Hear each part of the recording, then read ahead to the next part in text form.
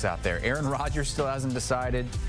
Micah Parsons still hasn't been re-upped by the Dallas Cowboys. Tyreek Hill could potentially be traded. The Hall of Fame game kicks things off July the 31st, the last day of July. This is the last day of April. We've got 3 months to go, and Mike Renner is going to bring his 5 moves that need to happen over the next several months. And we're going to start with the Kansas City Chiefs. Why do you want KC to make a move for a former top 5 pick just 3 years ago? I think because, Kayvon Thibodeau is buried on the depth chart there in New York after drafting Abdul Carter. I don't think he's going to be happy after being a 3-year starter, getting relegated to a backup role there. So that's one. And then two, we talked about in the last segment, after losing Turk Wharton, it really is just George Karlaftis and Chris Jones. They don't have a plan C there that can get after the passer. Their former first-rounder, Felix Anudike-Uzomah, guy played only 358 snaps last year. Couldn't even see the football field. So if they want to get back to a Super Bowl, and obviously they're still in this window, they need to upgrade their pass rush. And Kayvon Thibodeau is one of the few guys on the market that could do just that. And he's on a contract for 2 more years. So you get 2 years of him. That seems like an attractive option if I'm the Kansas City Chiefs. Chiefs have been to 7 straight conference championship games. This season will mark 30 years since the last conference title game appearance for the Dallas Cowboys. And Mike, they surprised us again on draft weekend, not taking a single wide receiver. Yeah, I could not believe it. That's why I think they may be in the market for a veteran. A trade. Tyreek Hill has obviously been very vocal about it. I think it just makes too much sense because right now, as it stands, CeeDee Lamb, Jonathan Mingo, Jalen Tolbert. That's your 3 deep.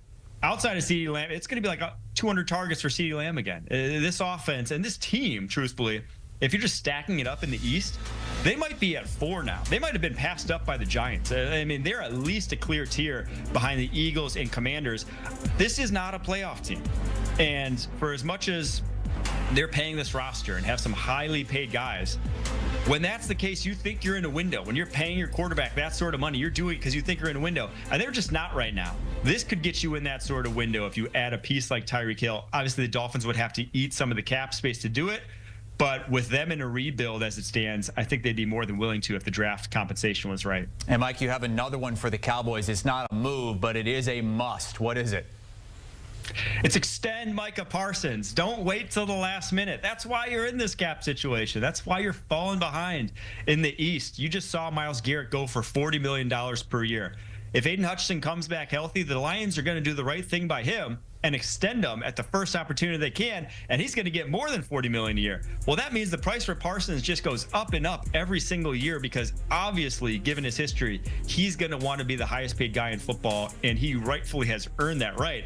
So the price tag's only going to go up. Get it done now so you can get some cap relief from him on that year 5 of his deal because you can make that number smaller this year, push it down in the future. You just got to do it, Dallas. It makes too much sense. So, yeah, I think the Micah Parsons deal, if it waits to the last minute, they're going to have to pay top dollar once again. Okay, a couple more moves that Mike Renner says need to be made before the season begins. The Minnesota Vikings yesterday extended an all-pro defender in Andrew Van Ginkel, 1 year, $23 million. But what big move would you like to see Minnesota make on defense? I think they need to trade for a cornerback. They've lost a lot of pieces from that secondary. Stephon Gilmore, Cam Bynum. This cornerback group right now with like Isaiah Rodgers, Mekhi Blackman, Byron Murphy, it's ugly. If you really think you're in a championship window, you need to be better than that at the cornerback position. And obviously, Jalen Ramsey requested a trade. I think he's perfect for Brian Flores' defense. I think he'd even be an upgrade from Stephon Gilmore and what he was a year ago and bring you back to that potential. So it's a move that if I'm looking around the NFL and who makes the most sense, it's the Minnesota Vikings. I think they can afford to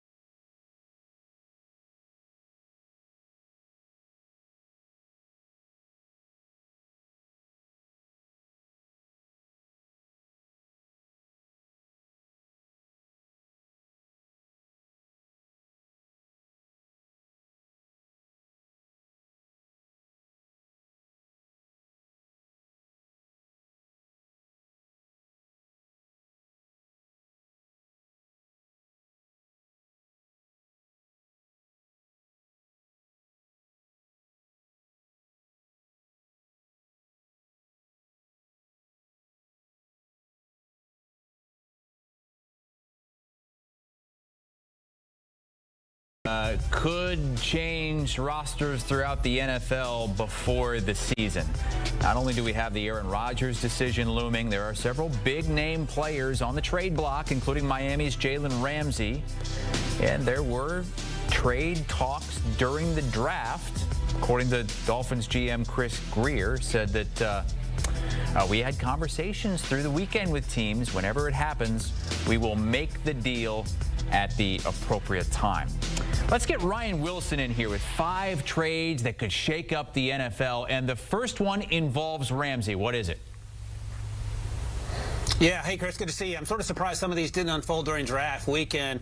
But the Atlanta Falcons crushed the draft, especially on the defensive side of the ball. Went primarily with guys in the front 4 edge rush position. They still need help at cornerback. They have A.J. Terrell. They also have Mike Hughes, and you can feel like Jalen Ramsey would be a good replacement for Mike Hughes. And Raheem Morris appears to be all in on fixing this defense for what it's been the last few years. We'll see how the offense plays out. But I love the idea of Jalen Ramsey joining A.J. Terrell, Xavier Watts, who they got in the 3rd round, another fantastic pick, and one of the best safeties in the league in Jesse Bates. That secondary will look completely different headed into 2025. And Ryan, another former All-Pro cornerback could also be on the trade block, though there are reports that the Packers are still speaking with Jair Alexander, but who could end up with him if they do decide to trade him?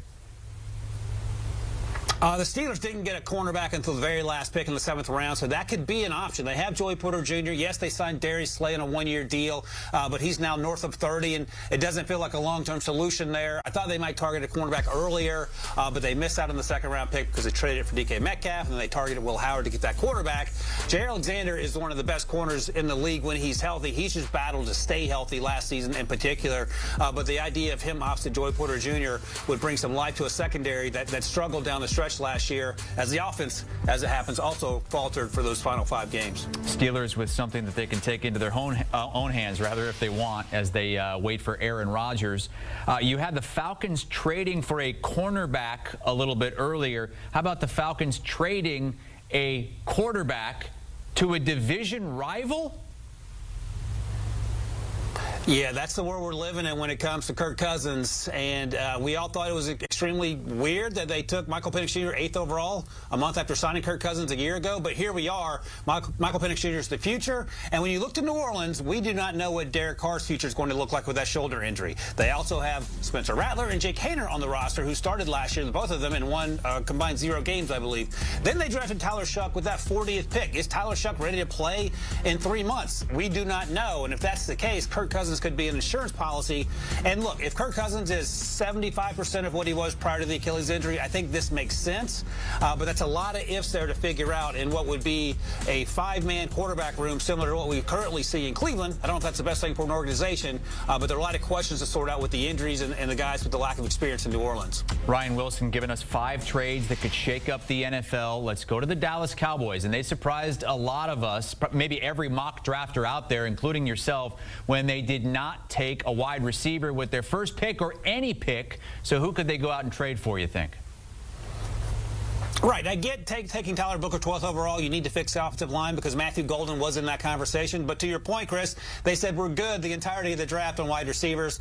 So how about they trade for George Pickens? We've seen players in the past who can be immature at times, find their way to Dallas and have some success. And I love the idea of finally getting CeeDee Lamb some help, finally getting Dak Prescott some help, and in the form of George Pickens, who would be certainly well targeted and have a quarterback that perhaps he trusts better than he's trusted the last few quarterbacks in Pittsburgh. And the Steelers have talked about keeping him, but they've also fielded these phone calls. And if you get a 2nd or a 3rd round pick for George Pickens, I think they would be willing to come off of that. And it would certainly help a Dallas Cowboys team that's been searching for a number 2 opposite CeeDee Lamb for what feels like forever. From mock drafts to mock trades, Ryan Wilson has us covered here on CBS Sports HQ. Ryan, thank you so much. We'll have to get you in a mock turtleneck next time you come on. There was one trade he didn't mention, but Tommy, how about Mark Andrews to the Eagles? Oh, okay. Yeah, the funny thing is if you go Mark Andrews and you Google him, it's like drop catch. So get out of Baltimore for that. Drop 2-point conversion and a fumble late in that loss to the Bills in the divisional round. Sau đó sẽ siết chặt cái phần len màu hồng lại.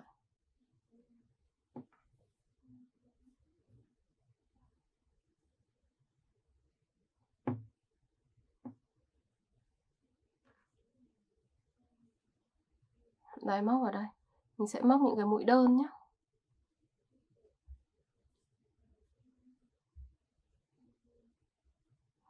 Tiếp tục móc. Mình cứ móc luân phiên từng mũi một vòng quanh cho đến hết.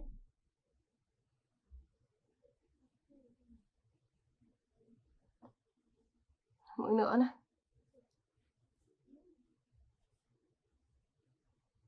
Cứ lần lượt cho mình cho đến hết.